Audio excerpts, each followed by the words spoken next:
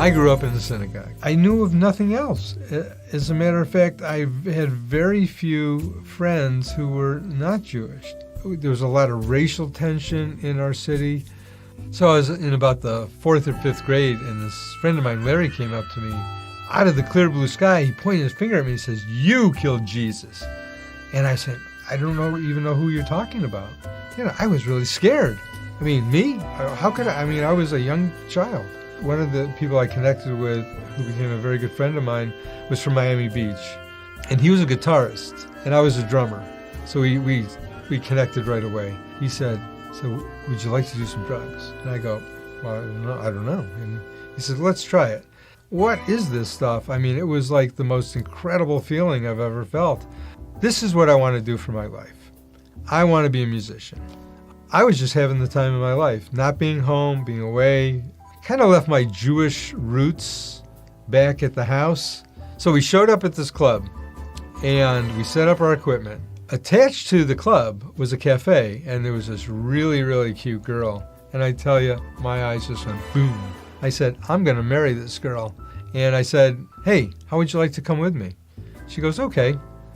And I had our first child within a few years. We were immersed back into the congregation, back into that synagogue that I grew up in as a kid, and that my family was instrumental in starting. We do business. I'm in the scrap metal business, and we do business with this fellow, and his name was Sam, his wife's name was Louise, and they were the sweetest little Jewish couple you'd want to meet. Monica and I take a trip to Vermont. On the way back from Vermont, we stop and see Sam and Louise at their house because they invited us. Louise, I've never met her before, but she's this real cute little Jewish lady, and she started talking about the Jewish Messiah, Yeshua. She was like, "You gotta hear about this. It's changed my life." She says, "You've never heard of Yeshua?" And I says, "No, I've never heard of Yeshua." And she says, "Well, I bet you've heard of him as Jesus." Louise, stop right there. I says, "I'm Jewish. I don't believe in Jesus. I was intrigued about this Yeshua guy, but this Jesus, no, it's not for me." But thank you, Louise. Thank you very much. Right about that time, I started having a real drug and alcohol problem. Whatever pain I was in or feeling, it would take that away. My dad passed away at a very young age. He was like 52 years old and died from cancer. Just gotten divorced a couple of years before that, and I mean, all this stuff was caving in on me. I had to drive myself to the emergency room because I was thinking I was having a heart attack. And as I was driving home, there was a stretch of road that usually had a lot of truck and car traffic in the middle of the week. I said to myself, I'm done with this. I can't take it anymore. I'm going to end my life. I'm going to kill myself. The first truck that I see coming towards me, I'm history. I'm done. I wasn't even thinking about the truck driver. I wasn't even thinking about anybody but myself. I was just wanting to kill that pain permanently. And in 2 to 3 miles, there was not one car or not one truck. I get home, and my wife says to me, "What are you doing home? It's the middle of the day." "You don't understand. You have no clue." And I took her engagement ring and her wedding ring, and I threw it across the room. I didn't know what was happening. I was out of my mind. I was just gone. And she was saying, "What do you want from me? What do you want from me?" And all of a sudden, I felt this emotional thing. And I opened my mouth, and out of my mouth came these words, "I just need to be loved."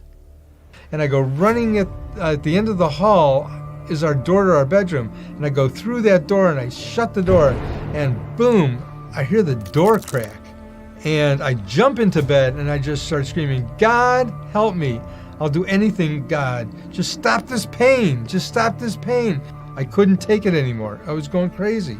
And my wife walked in the room and says, "Your psychologist is on the phone. He wants to talk to you." "Yeah, what's going on?" He goes, "No, you tell me what's going on." And I said, "Well, I'm just having a bad moment here." He goes, "According to your wife, you're having a very bad moment." He says, "I want to see you first thing tomorrow morning in my office, and you're going to need to go to rehab." So I go to this rehab, and I get a sponsor.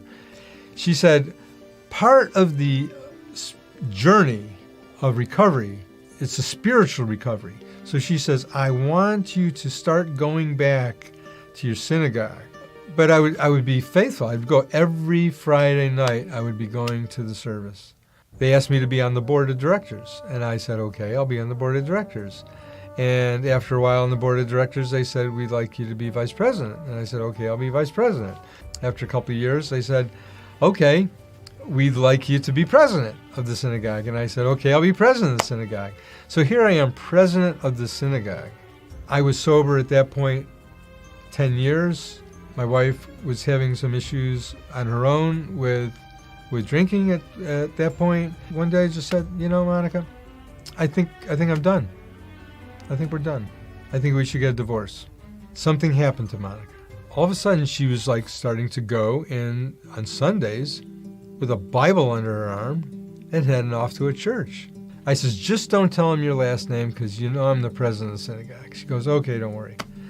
And I picked up the phone. I said, Sam, I got a problem. He goes, what is it?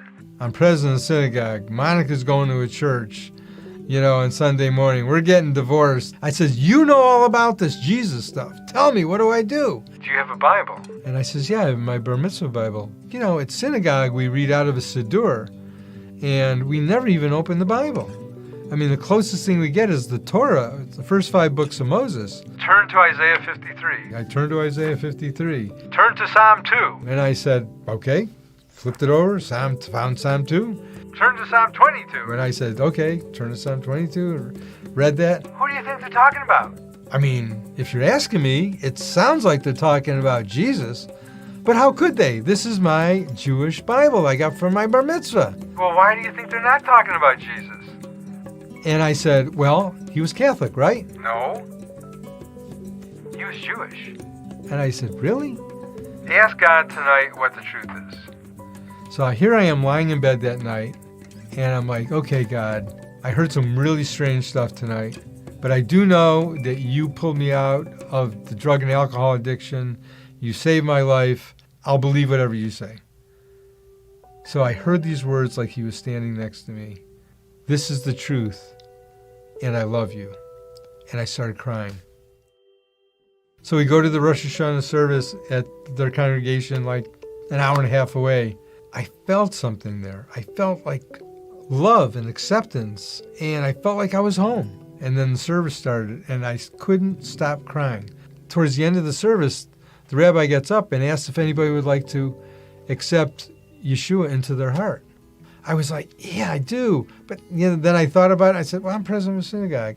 And all of a sudden I felt a tap on my shoulder, and it was Louise. And she says, God's waiting for you. He's always been waiting for you. Just reach out to him. I never thought I could be Jewish and believe in Jesus. I thought the two were entirely at opposite ends of the spectrum. But once I understood that Jesus was Jewish, it came full circle to me. I said, oh my God, I'm believing in a Jewish Messiah. It was a gift. It was a gift that I didn't even deserve. But he loved me so much, and he loves us all so much, and he loves you so much. Just ask him for the truth. That's all. Just ask him for the truth. What is the truth? When I cried out to God the Father, he saved my life. When I said that prayer to accept Yeshua, Jesus, into my heart, he saved my soul.